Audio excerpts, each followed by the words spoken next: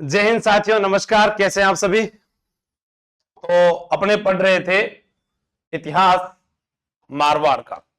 मारवाड़ राठौड़ वंश। जैसा कि आपको यह चित्र दिखाई दे रहा है गाइज, आप यहां जानेंगे। वॉइस नहीं आ रही है? वॉइस तो आ रही है।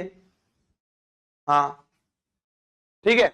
तो यहां पर मारवाड़ के राठौड़ वंश में आप जानेंगे कि ये हमारे सामने जो शख्स हैं, इनका नाम है राव जोधा। क्या नाम है? राव जोधा।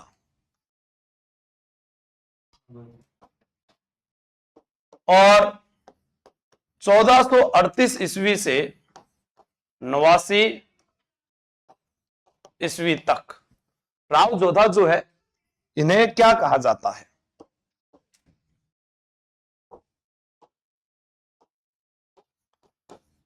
राठौड़ वंश का वास्तविक संस्थापक। यह बात किसने कही?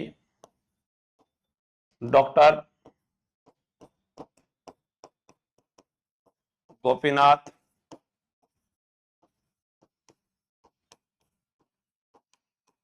शर्मा ने।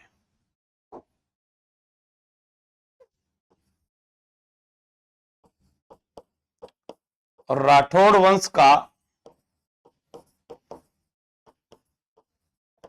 प्रथम पराक्रमी शासक, यह बात किसने कही?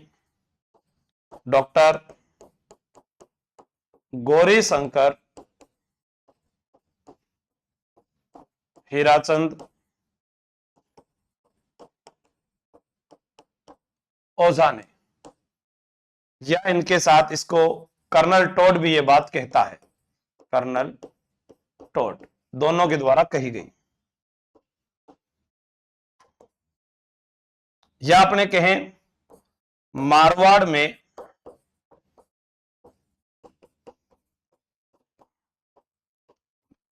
सामंत प्रथा का वास्तविक संस्थापक जोधा था। तो यह बात कौन कहता है? यह भी ओझा कहता है, गौरी शंकर हीराचंद ओझा। आप लोगों को याद रखना है, क्या याद रखना है कि राव जोधा जो था, यह अपने पिता रणमल अपने बात कही थी, जोधा भाग सके तो भाग जा, थारो रणमल मारियो जाए। अब जोधा भागा और भागता भागता राव जोधा पहुंच गया काहुनी गांव। कहां पहुंचा था? काहुनी गांव। अपने बात काहुनी गांव से आगे से शुरू करेंगे, लेकिन उससे पहले आपको पता होना चाहिए कि राठौड़ वंश का वास्तविक संस्थापक कौन था? डॉक्टर गोपीनाथ शर्मा था। राठौड़ वंश का प्रथम पराक्रमी शासक भी जो है, राठौड़ वंश का वास्तविक संस्थापक राव जोधा था। यह बात डॉक्टर गोपीनाथ शर्मा ने कही है। फिर राठौड़ वंश का प्रथम पराक्रमी शासक भी राव जोधा था, यह बात इन दो व्यक्तियों ने कही है। और राठौड़ वंश में या मारवाड़ में सामंत प्रथा का वास्तविक संस्थापक भी राव जोधा था, यह बात ओझा ने कही है। अब आपसे पूछे कि सामंत प्रथा की शुरुआत किसने की थी, तो आपको पिछले वीडियो में याद कराया था मैंने, राव चूड़ा। किसने की थी? राव चूड़ा ने। ठीक है, यह आपको ध्यान रखना है। अगर पूछा जाए सामंत प्रथा राव चूड़ा ने शुरू की थी, राव चूड़ा ने शुरू की थी, तो यह आपके पास में एक प्रश्न अच्छा बन जाएगा कि सामंत प्रथा जो है वह शुरुआत किसने की थी। हां, लैपटॉप में नहीं चलता है। ठीक है, नेक्स्ट पढ़ते हैं। यह हमारे सामने जो तस्वीर है, यह किसकी है? पहले इनके बारे में बात करते हैं। एक प्रश्न और बता देता हूं मैं। 1438 से 89 सर्वाधिक वर्षों तक शासन करने वाला शासन, मतलब राठौड़ों में सर्वाधिक वर्षों तक शासन किया। ठीक है, राव जोधा पहला ऐसा शासक था जिसने सबसे ज्यादा वर्षों तक शासन किया था जोधपुर के इतिहास में। यह कौन है? आइए बात करते हैं। इनका नाम है हड़बूजी। हड़बूजी, हड़बूजी क्या थे? इन्हें कहा जाता था वचन सिद्ध पुरुष। इन्हें कहा जाता था वचन सिद्ध पुरुष के अलावा शकुन शास्त्र का ज्ञाता। शकुन शास्त्र का ज्ञाता, शकुन शास्त्र का ज्ञाता, वचन सिद्ध पुरुष कहा गया है, शकुन शास्त्र का ज्ञाता कहा गया है। किसे कहा गया है? ये कहा गया हड़बूजी को है। किसे कहा गया है? हड़बूजी को कहा गया है। अब यहां पर अपने बात करें, इनका जो वाहन होता था, इस वाहन को कहते थे सियार। सियार इनका वाहन था। ठीक है, अपने बात क्या कर रहे थे कि राव जोधा जो था, राव जोधा मेवाड़ पिता, सॉरी रणमल के थे। राव जोधा पिता रणमल की हत्या के बाद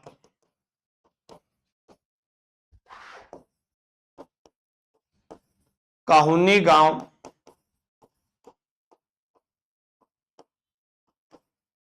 बीकानेर पहुंचा। अब क्या है,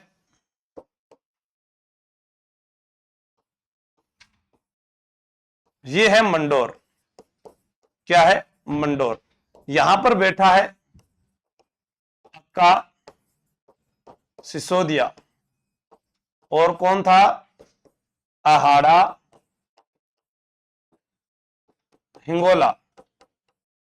ठीक है, ये यहां पर दो जने बैठे हुए हैं। और इधर अपने बात करें, ये राव जोधा है। राव जोधा जब भी इस पर आक्रमण करे, क्या करे? मंडोर पर आक्रमण, तो ये बार बार हार जाता था, बार बार हार जाता था, जीत नहीं पाता था। तो एक दिन क्या हुआ कि राव जोधा जो है वह भूख प्यास से ग्रसित थे, और एक बूढ़ी महिला के पास गए, दरवाजा खटखटाया, बूढ़ी महिला ने दरवाजा खोला और कहा कि बोलिए, मुझे भूख लगी है, खाना खिला दोगे आप? महिला ने कहा ठीक है, आओ खाइए। तो महिला ने उस दिन खिचड़ी बनाई थी। क्या बनाई थी? खिचड़ी। अब खिचड़ी जो थी वो जोधा को उसने एक प्लेट में परोस दी। जैसे मान लीजिए कि ये पूरी खिचड़ी से भरी हुई है। ठीक है, ये थाली के अंदर खिचड़ी डाल दिया, थाली भर कर लाई रखी खिचड़ो। तो वो बूढ़ी महिला ने खिचड़ी पकड़ाई। अब राव जोधा ने जैसे ही खाने की कोशिश की, उसने बीच में हाथ डाल दिया, यहां से टुकड़ा उठाया। जैसे टुकड़ा उठाया तो उसके जोधा के हाथ जल गए। तो महिला क्या बोलती है, अरे मूर्ख है क्या, तू भी जोधा की तरह निकला, खाना भी नहीं खाना आता तुझे। राव जोधा ये बात सुनकर आश्चर्यचकित हुआ कि ये मेरे बारे में कैसे जानती है और ऐसा ये क्यों बोल रही है। तो राव जोधा ने कहा, आप जोधा के बारे में क्या बता रही है कि जोधा मूर्ख ही तो है। जब भी वो आक्रमण करता है वो डायरेक्ट मंडोर पर आक्रमण करता है। अरे कम से कम जब हमें खाना खा रहे हैं तो किनारे किनारे से पहले खाना चाहिए। तब उसे यह अकल आई कि मंडोर पर आक्रमण करने की बजाय अगर मैं उसके बाहरी क्षेत्र पर पहले आक्रमण करके विजय प्राप्त कर लूं तो अंदर वाला तो क्षेत्र अपना ही होगा। ये बात बताई उस बुढ़िया ने। उसके बाद में क्या करते हैं, राव जोधा जो है वह हड़बूजी जो वचन सिद्ध पुरुष और शकुन शास्त्र के ज्ञाता थे, इनके पास पहुंचे और हड़बूजी से राव जोधा ने आशीर्वाद लिया। तो मैं यहां से कह देता हूं कि हड़बूजी से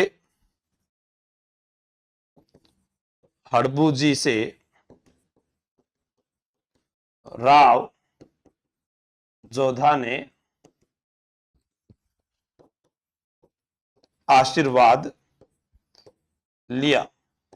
अब हड़बूजी से जब राव जोधा ने आशीर्वाद लिया तो यहां पर क्या होता है कि हड़बूजी जो है वह इनको एक कटार भेंट करते हैं। राव जोधा को क्या देते हैं? कटार। कटार दी।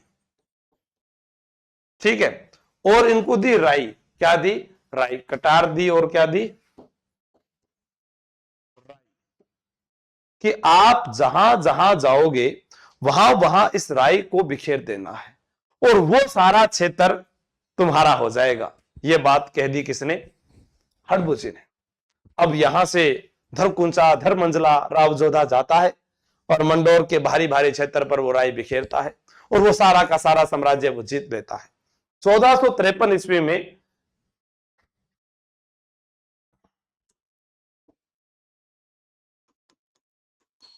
राव जोधा ने हड़बू जी के आशीर्वाद से 1453 ईस्वी में आहाड़ा हिंगोला व अक्का सिसोदिया को हराकर राव जोधा हड़बू जी के आशीर्वाद से 1453 ईस्वी में आहाड़ा हिंगोला व अक्का सिसोदिया को हराकर मंडोर पर अधिकार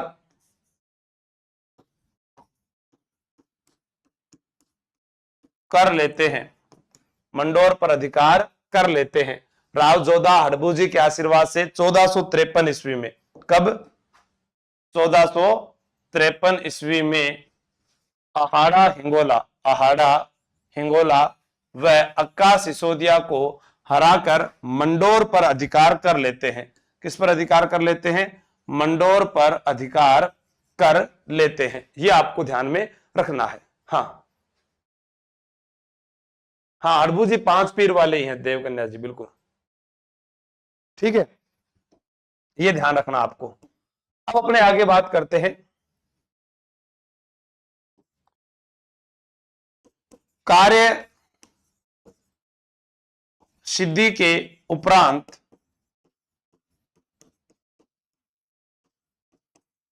राव जोधा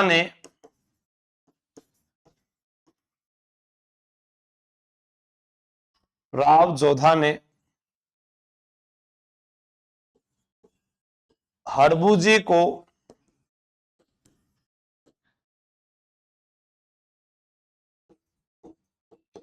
उपहार स्वरूप बेंगटी गांव जोधपुर दिया। अब क्या था, कुंभा जो था वह बार बार मंडोर पर अपना आधिपत्य रख रहा था और वह इनको परेशान कर रहा था। तो भाई आगे की स्लाइड में पढ़ते हैं।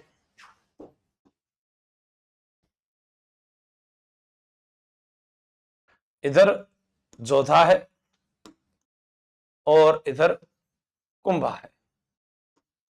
कुंभा परेशान किसको कर रहा है? जोधा को। जोधा गया अपनी भुआ हंसाबाई के पास। हंसाबाई को कहा कि हे बुआ, मैं थारा मेवाड़ में कहीं दुख कर दियो, मार पिता की सजा मान क्यों मिल रही है?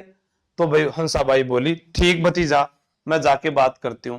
हंसाबाई ने कहा कुंभा को कि हे कुंभा, मैं मारवाड़ के राजघराने से हूं और मेरी शादी जो है आपके मेवाड़ राजघराने में हुई है।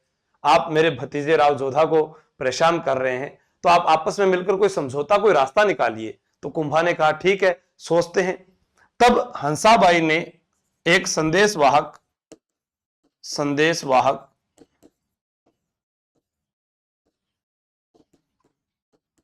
हांसिया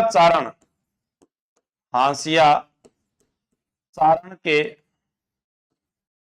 माध्यम से जोधा को संदेश भिजवाया। तो अगर मैं कहूं कि कुंभा और जोधा की लड़ाई चल रही थी, इन दोनों के मध्य मध्यस्थता किसने करवाई थी? हंसाबाई ने। किसने करवाई थी? हंसाबाई ने। क्या मध्यस्थता हुई थी? आइए देखते हैं।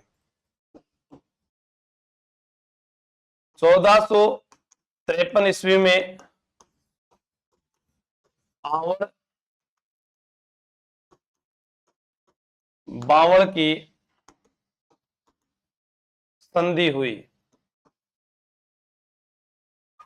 इस संधि का केंद्र बिंदु सोजत पाली था। आवड़ बावड़ की संधि दो व्यक्तियों के मध्य हुई, एक तरफ मारवाड़ रियासत और एक तरफ मेवाड़ रियासत। आप देखेंगे मारवाड़ के राजा कौन है, राव जोधा हैं, और मेवाड़ के राजा राणा कुंभा है। कुंभा का एक पुत्र था, पुत्र रायमल, और राव जोधा के पुत्री थी श्रृंगारी देवी। हुआ क्या, श्रृंगारी देवी का रायमल से कर दिया विवाह, और श्रृंगारी देवी ने मेवाड़ में गोसुंडी बावड़ी बनवाई।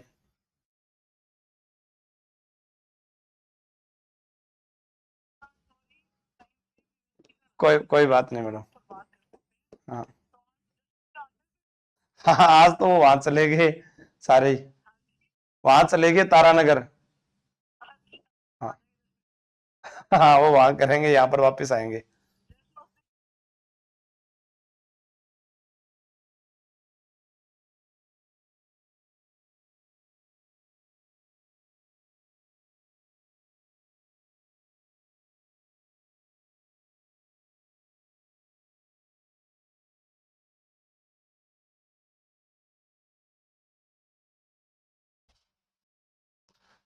मेवाड़ में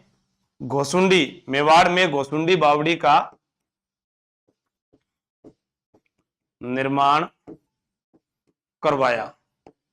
मेवाड़ में कौन सी बावड़ी का निर्माण करवाया, गोसुंडी बावड़ी का निर्माण करवाया। अब अपने यहां देखते हैं कि जो ये गोसुंडी बावड़ी है, यहां से हमें वैष्णव धर्म की जानकारी मिलती है, जानकारी, ठीक है, या वैष्णव को अपने भागवत भी बोल देते हैं, भागवत या वैष्णव धर्म की जानकारी मिलती है। ये बात तो उधर की उधर चली गई। आखिर आवड़ बावड़ की संधि हुई क्यों, क्या कारण था आवड़ बावड़ की संधि, पूछा जाए कब हुई, तो मैं आपको बताता हूं। कुंभा की लड़की ने रायमल को बोल दिया 143, क्या बोल दिया 143, और कुंभा ने बोल दिया जोधा को 143। आप 143 याद रखो, 1 और 4 5, ये लो भाई, ठीक है, 1 और 4 कितने होते हैं, 5 होते हैं, ये लो, ठीक है। 1453 ईस्वी, ये बात होगी राव जोधा और राणा कुंभा, ठीक है। हाँ, अब देखें बात क्या होती है आगे की। इधर ये इस प्रकार से मैंने एक बाउंड्री खींच दी, ये बाउंड्री है। इधर ये जो पेड़ है, ये पेड़ है आम के, आम यानी मेवाड़, और इधर जो पेड़ है, ये पेड़ है बबुल के, बबुल यानी मारवाड़, और ये है केंद्र बिंदु, इस केंद्र बिंदु का नाम है सोजत पाली, ठीक है। अब कहा गया भाई इसका केंद्र बिंदु ये, जिधर जिधर बबुल है वो कहलाएगा मारवाड़, जिधर जिधर आम है वो कहलाएगा मेवाड़, जिधर आम है वो मेवाड़ और जिधर बबुल है वो मारवाड़। तो आवड़ बावड़ संधि का मुख्य कारण क्या था, मारवाड़ और मेवाड़ की सीमा का निर्धारण करना, न कि दोनों की शादी करना। हाँ, कोई बात नहीं दयानंद सुंदा जी, मिलेंगे अपने। तो अपने यहां पर देखते हैं कि 1453 ईस्वी में कौन सी संधि हो रही है? आवड़ बावड़ की संधि। कौन सी संधि? आवड़ बावड़ की संधि। आवड़ बावड़ संधि का प्रमुख कारण क्या है? यहां लिखता हूं मैं, आवड़ बावड़ संधि का प्रमुख कारण मारवाड़ मेवाड़ की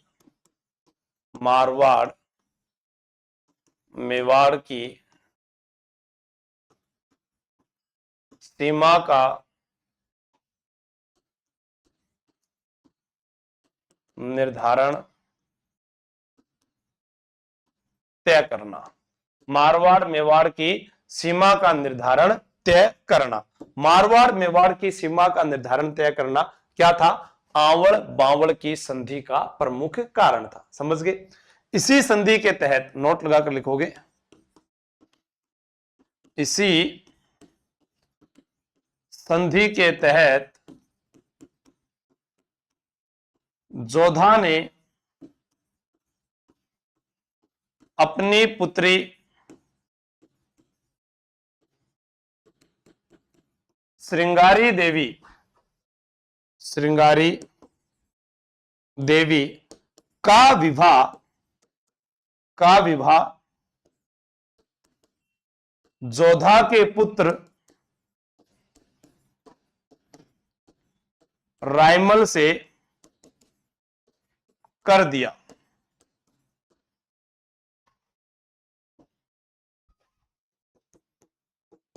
राव जोधा का राज्याभिषेक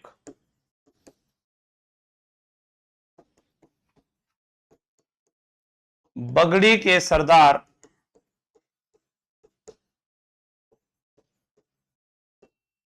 अखेराज ने अपना अंगूठा चीरकर किया।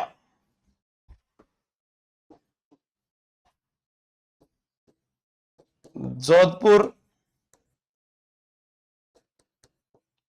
शासकों का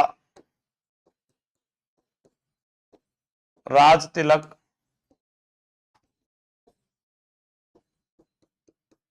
श्रृंगार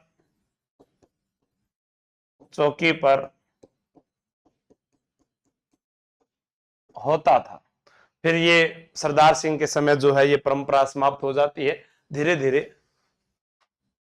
सॉरी, कुंभा का पुत्र क्या? ठीक ठीक ठीक ठीक, okay okay, sorry Shaktimaan, sorry sorry भाई सॉरी। ठीक है, आपकी बात लिख दी मैंने, ठीक है ना? हाँ, सबकी बात ठीक है। अब यहां पर ये विवाह भी हो गया, जोधा का राज तिलक भी हो गया। अब जोधा क्या करता है? आइए, फोन बहुत आ रहे हैं, बात करी रहे। अब देखते हैं इधर, 12 मई 1459 ईस्वी को राव जोधा ने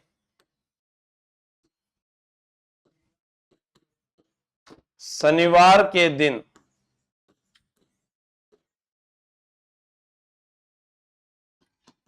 जोधपुर शहर बसाया तथा जोधपुर को राजधानी बनाया। अब आपसे जोधपुर शहर से क्या क्या प्रश्न पूछे जा सकते हैं? तो जोधपुर के संस्थापक कौन है? राव जोधा। जोधपुर जिसे नीला शहर कहते हैं, जोधपुर जिसे ब्लू सिटी कहते हैं, जोधपुर राजस्थान में मरुस्थल का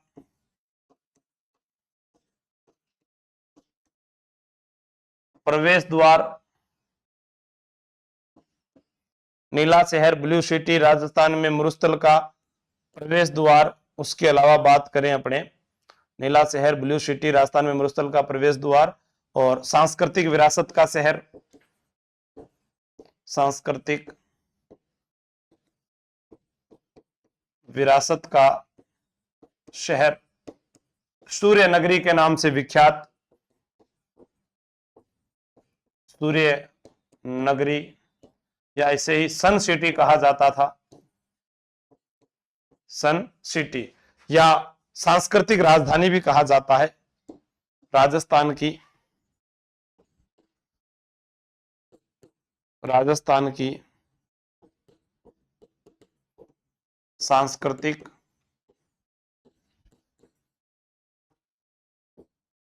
राजधानी, या इसे ही जोधपुर को जोधाना क्या कहते थे, जोधाना। ठीक है, जैसा आप चित्र में देख रहे हैं यहां एक उगता हुआ सूर्य दिखाई दे रहा है आपको, तो इसे सन सिटी, उगता हुआ सूर्य सबसे पहले धौलपुर में दिखाई देता है, इसका नाम सन सिटी था। और जो ये आपको दुर्ग दिखाई दे रहा है, ये दुर्ग है मेहरानगढ़, और मेहरानगढ़ दुर्ग की ये तलहटी में सफेद संगमरमर से दिखाई दे रहा है, ये जसवंत थड़ा है। ये सब आगे की बातें हैं, लेकिन मेहरानगढ़ दुर्ग तो जोधा ने बनाया था, तो इसलिए वो तो पढ़ना ही पड़ेगा अपने को। ठीक है, सूर्य नगरी सन सिटी कहा जाता है, नीला शहर कहा जाता है, ब्लू सिटी कहा जाता है, मरुस्थल का प्रवेश द्वार कहा जाता है, सांस्कृतिक राजधानी कहा जाता है। वो जिला कौन सा है, जोधपुर। ठीक है, इसको याद कैसे करेंगे, देखो एक व्यक्ति दो पैरों से चला, एक व्यक्ति दो पैरों से चला, एक दो करते हुए, तो एक चार हो गया, एक चार को जोड़ा तो पांच हो गया, पांच चार को जोड़ा तो 9 हो गया। अरे 12 मई 1459 को किसकी स्थापना हुई है जी, 12 मई 1459 को शनिवार के दिन। जोधपुर कब घूमने जाएंगे अपने, शनिवार के दिन। मेरे साथ कब चलोगे जोधपुर बताओ, कल शनिवार, शनिवार की रात जोधपुर के साथ। हाँ आ रहा हूं मैं, ठीक है, तो आपको याद रहेगा शनिवार के दिन अपने कहां चलेंगे, जोधपुर। ठीक है, नेक्स्ट।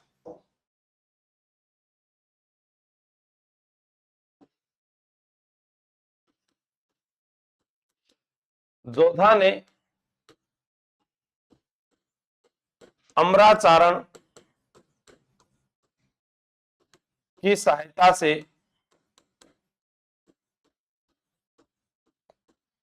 अपनी धर्म बहन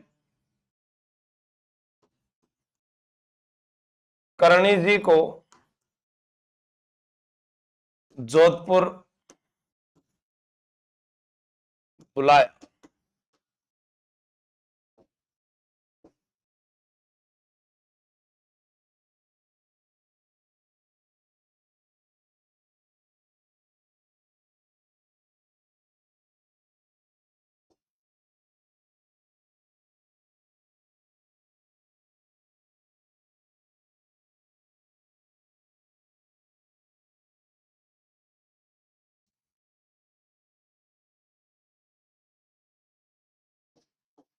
ये है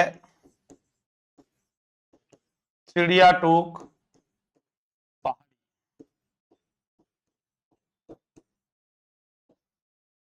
इस चिड़िया टूक पहाड़ी पर ये जो आपको दिखाई दे रहा है, ये है मेहरानगढ़ दुर्ग, मेहरानगढ़ दुर्ग। इस मेहरानगढ़ दुर्ग में आपको अगर ये दिखाई दे रहा है, ये, और दिखाई दे रहा है ये,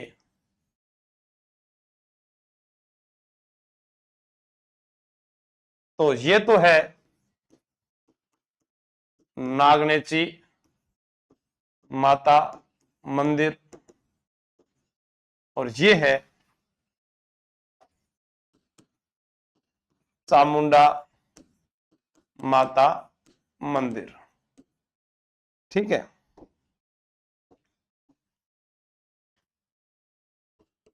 दुर्ग की नींव करणी माता के द्वारा रखी गई।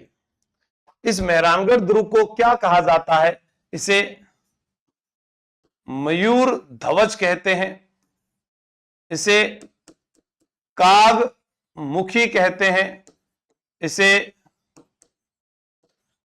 सूर्यमुखी कहते हैं। मयूर ध्वज, कागमुखी, सूर्यमुखी, मेहरानगढ़ दुर्ग, गढ़ चिंतामणि इसका प्रमुख नाम भी रहा है। क्या रहा है?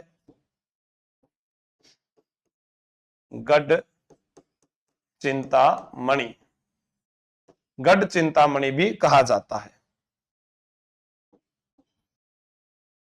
ठीक है, देखो जब जोधा ने कहा कि मुझे दुर्ग बनाना है, तो जो इनके सैनिक थे वो सबसे पहले ढूंढते ढूंढते पहुंच गए बालीनाथ की जो गुफा थी उस पहाड़ी पर, मसूरिया पहाड़ी जिसे बोलते हैं। कौन सी पहाड़ी पर गए? मसूरिया पहाड़ी पर।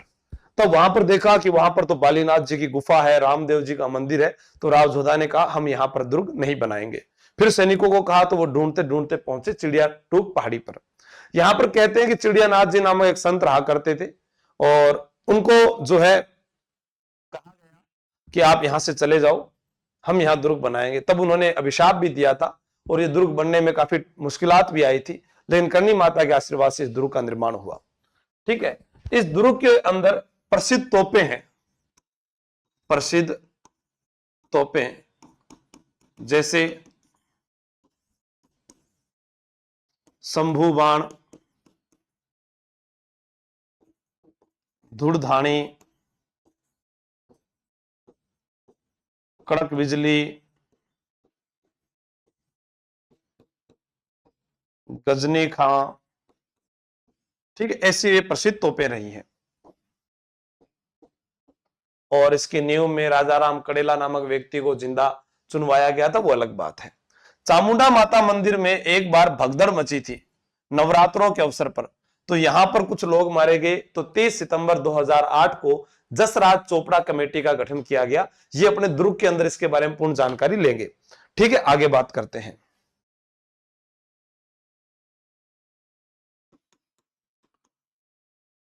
राव जोधा ने दिल्ली सुल्तान बहलोल लोदी को हराया, बहलोल लोदी को हराया। राव जोधा ने दिल्ली सुल्तान बहलोल लोदी को हराया। जोधा की पत्नी जसमादे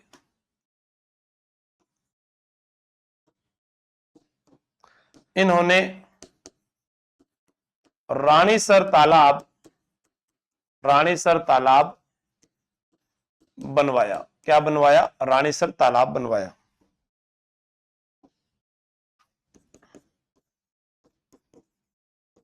जोधा ने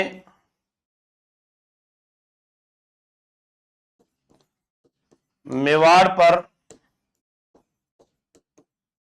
आक्रमण किया और पदम सेठ को उठा लाए। पदम सेठ ने जोधा को अत्यधिक धन दिया।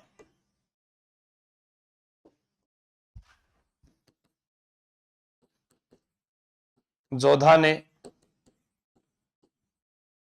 पदम सागर तालाब बनाया।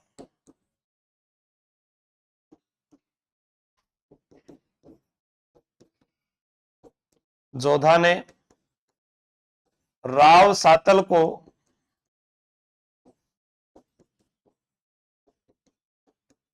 उत्तराधिकारी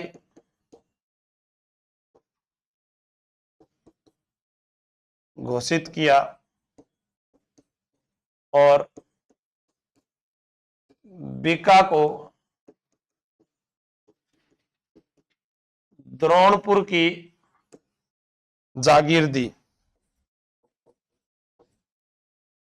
जागीर दी।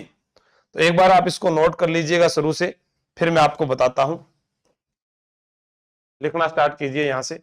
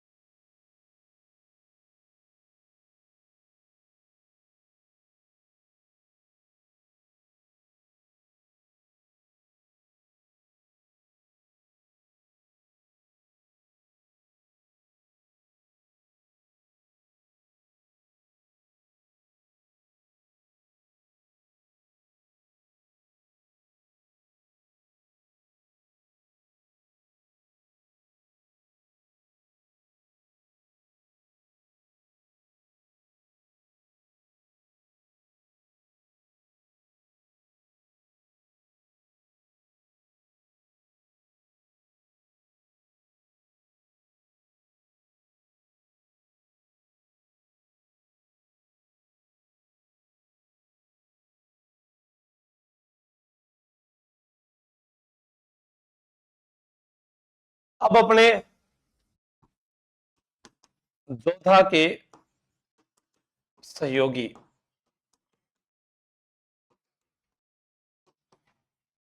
कांधल, वरजांग और वेरी सार,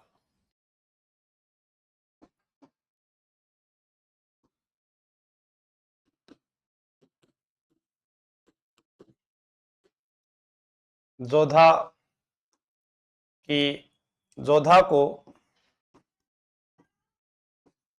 कुंभा के पुत्र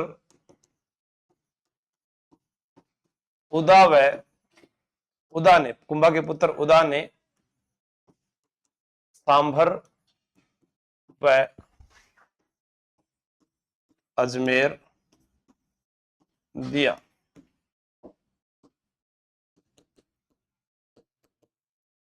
जोधा की मृत्यु 1489 ईस्वी। अब यहां पर उत्तराधिकारी शासक सातर को घोषित कर दिया जाता है। बीका को द्रोणपुर की जागीर दी जाती है। बीका नाराज हो जाता है, वह अपने चाचा को लेकर बीकानेर आ जाता है। इसी कहानी को जानने के लिए बने रहे कल के एपिसोड में। धन्यवाद। जय हिंद, जय भारत।